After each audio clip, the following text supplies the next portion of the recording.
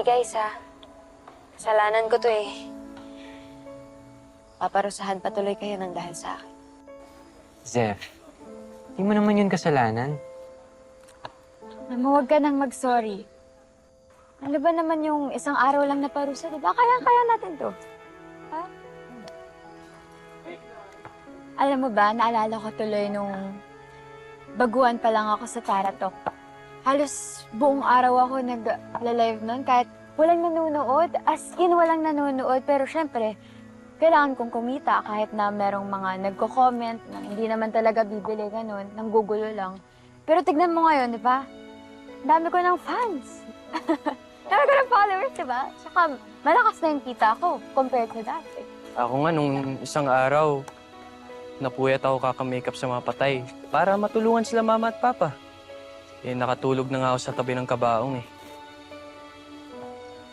Ako nga eh.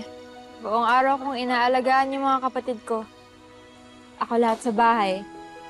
Kasi parating wala si mama. Wala mo lang nagtatanong sa akin kung okay lang ako.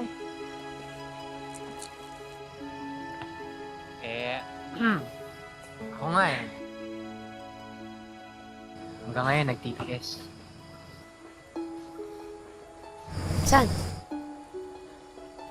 Hindi kasi, ang point ko, kayang-kaya naman namin magtiis. Isang araw lang naman eh, di ba? Saka ang importante, Zeph, nakakanta ka. Tama! Sa harap ng maraming tao.